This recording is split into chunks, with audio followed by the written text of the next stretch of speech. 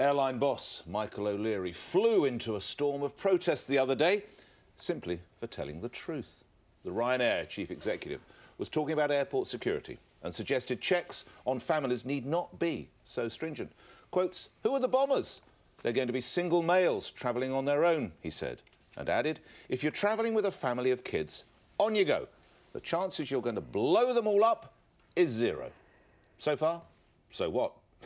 But when he went on, quotes, "It will generally be males of a Muslim persuasion," the predictable outcry swiftly followed. But why? While it's fatuous to believe all Muslims come in the same colour, from New York to Nice and London to Tunisia, the tragic fact is the attacks were carried out by criminal fanatics who misrepresent their faith and use it as a shield for their loathsome acts. Nothing is achieved by ignoring that fact. Solutions are only found when problems are confronted. Surely his plain speaking was simple common sense.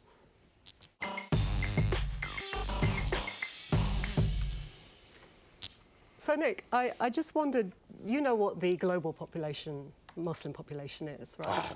1.9 billion. Correct. So are we saying half of that or 49% of that is under suspicion? No, not saying, no, he's not should be racially profiled. Sorry, I'll let you finish. He's not indicating that at all, no. Is that your opening point? No, he's not indicating that at all. But, I mean, I won't start quizzing. If you look at the point I made, which is that sadly, and I'm going to stress this point again, people who are completely opposed to the true faith and they use Islam as a criminal means to carry out their acts. If you look at that, sadly, there are these people. So you need, surely you agree, they're the ones to be screened. Well, no, I don't agree, because that is by definition racial profiling, and that is discriminatory and it would be illegal. And I would add that we're doing this in a context where Muslims are constantly scapegoated and attacked. We live in a society where a third of the population thinks that Islam is a threat to British life, and we live in an environment where the media is constantly demonising Muslim people. But hang on, to your point, I just wonder, because the police in the UK are now saying that actually the fastest growing threat from extremism from a very small base is right-wing. Very small base. So what I'm wondering is, do you therefore, logically, think that the over 2 billion population of Christians in the world should be profiled in the same way, because some extremists abuse Christianity in that way? I genuinely don't follow your arguments, but I've spoken enough. I might return. Michelle. Well, I think, like what Nick says, you can't deny the facts. And if the fact is that previous terror attacks on planes or whatever is done by people pretending to be Muslims, or they're Muslim males, whatever, that is actually a fact. So it's not racist to state that fact.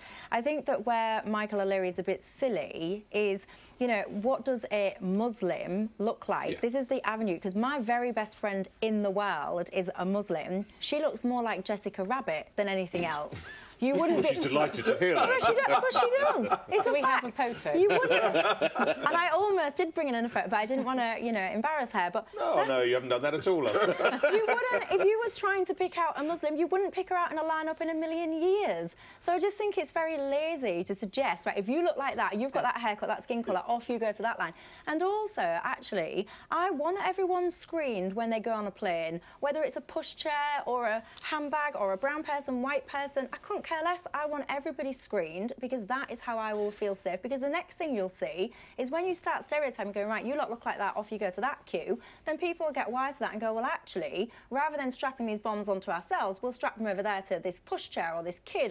And if you start letting people go through because in your mind they look a different way, then that's just a recipe for disaster. Trevor, thinking of some of the roles that you've served in, racist, discriminatory language, where are you? Well, look, just as a technical point, it is entirely justified to pick out a particular group if you can demonstrate that the likelihood that they're going to cause harm is greater. What's unlawful is unjustifiable discrimination. So if Michael O'Leary could demonstrate that there's a greater probability of a particular kind of person causing harm, and he's right on the right grounds. The problem is the one that Michelle's just set out. Okay. How do you know? And Khalid Mahmood, who's smart Birmingham MP, actually has challenged him on exactly this point.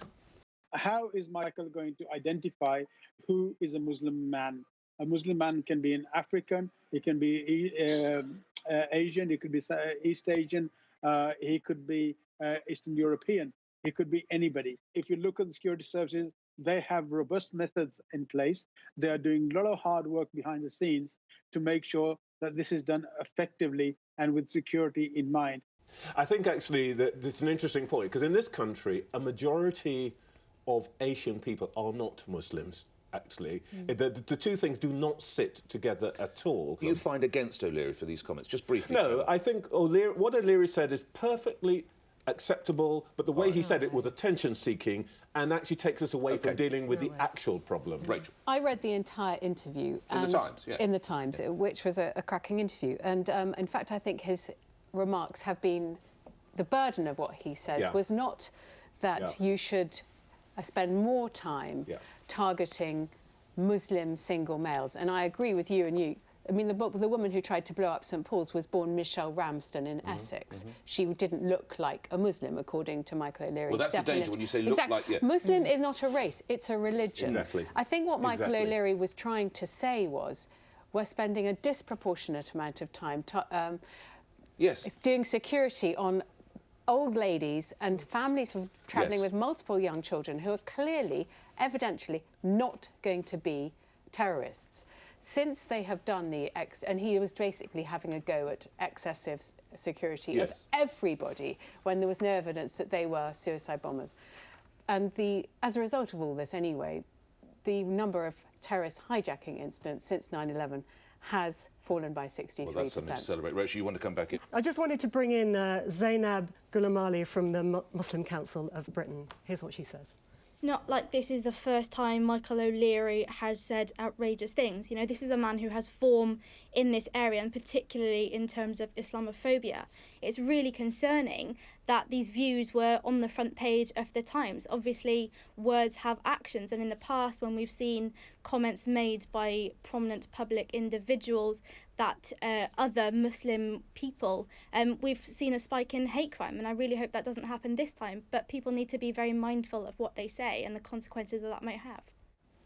See, part of the problem, actually, what she said is not unexceptional, but the Muslim Council of Britain has been fighting for the last couple of years to get a definition of Islamophobia which defines it as a kind of racism. And actually, that's part of the problem. No, that's why Michael O'Leary can say this stuff, because they've now got it into the public domain that Muslims are a race. They're trying to make Muslims into a race. And that's why Michael O'Leary can get away with this kind of thing. That's not, you know, you can be a racialised minority. Their definition is Islamophobia is a kind of anti-Muslim racism. What they've done is created a framework in which Muslims, instead of being defined as they are, a pan-racial global religion where all sorts of people could be Muslims, they've now got it into the public mind and into the mind of people like Michael O'Leary that Muslims are a race. This is their doing, actually, not Michael O'Leary's. I would say that anyone who's followed this would observe, and the way that Muslims and the anti-Muslim sentiments that are circulating in our conversation, I would say people have an understanding. What was an anti-Muslim sentiment? People have an understanding of Islamophobia as targeting a racialised minority, which is what Muslims have become. All right, doors to manual, you two, while I tell you what RyanAir have said. No call for extra checks on any group or persons was made. Michael was only calling for more effective airport security checks, which would do away with much of the unnecessary queues at airport security today for all passengers. He apologises sincerely for any offence caused to any group by the inaccurate headline in the papers.